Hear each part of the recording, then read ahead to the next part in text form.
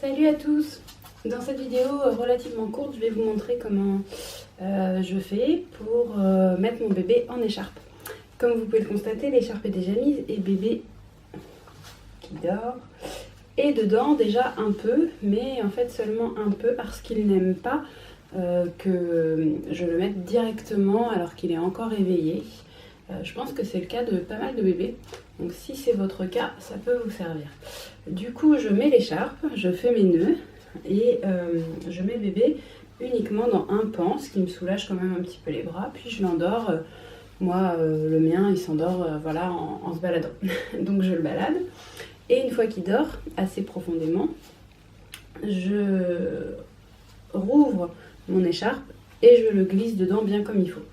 C'est ça que je vais vous montrer, avec peut-être des petits allers-retours parce que mes manipulations peuvent le réveiller.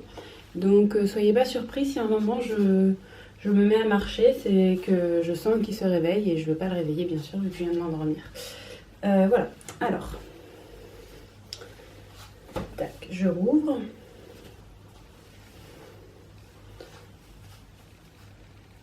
Je le bascule, je fais passer son petit pied.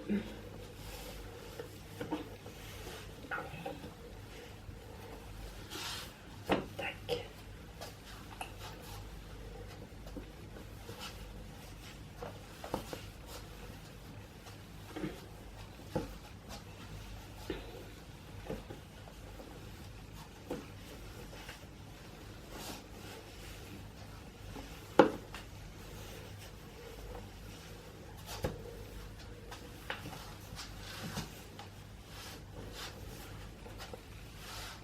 Les virages là comme ça s'appelle des volts. Donc dans les vidéos de tutoriels que vous pouvez voir sur internet, quand ils disent faites une volte, c'est faites un virage. Comme ça.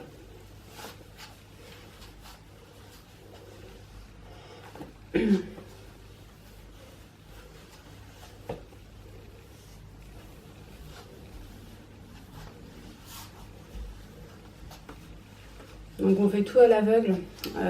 Là je connais mes gestes un peu par cœur parce que j'ai l'habitude de les faire plusieurs fois par jour. Mais si vous faites ça pour la première fois, mettez-vous face à une glace, ça va vous aider grandement. Et pensez à, c'est pour ça que je me tourne, pensez à jeter un petit œil à ce qui se passe dans votre dos. Je crois que c'est pas parfait là justement. Essayez de temps en temps de bien étaler en fait dans votre dos, que ça fasse pas comme des cordes, parce que sinon vous allez vraiment les sentir. L'idée, l'intérêt d'une écharpe comme ça, c'est que ça puisse être étalé en fait pour que la charge puisse être bien répartie et que ce soit plus facile à porter pour vous.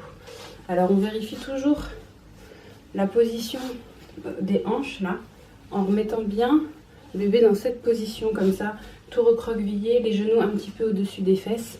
Voilà, ça c'est important, qu'il n'ait pas les jambes qui pendent vers le bas, sinon c'est qu'il est mal installé. Et puis là, vous voyez, je peux facilement passer ici aussi, si mon bébé a glissé un peu, pour le repositionner un petit peu plus haut. C'est important qu'il soit haut pour vous, parce que si jamais vous le portez bas, vous allez vous faire mal au dos. Donc le repère, moi j'aime bien ce repère, c'est de dire qu'il faut qu'il soit à hauteur de bisou. Voilà, il faut que vous puissiez facilement lui faire un petit bisou sur le haut du crâne. C'est mignon, je trouve. Voilà, dernière chose à faire pour que mon montage soit terminé, je récupère cette partie-là et je referme. Alors moi je referme en prenant les pieds. Certains passent uniquement sous les fesses. Je pense que ça dépend de la saison. Là, comme on est en hiver, en fait, moi je l'enroule pas mal pour qu'il ait bien chaud, même si de toute façon, sachant qu'il est contre moi, il n'a pas froid. Voilà. Et puis après, une fois que j'ai fait tout ça, j'essaye d'étaler un petit peu la partie là, un peu plus basse.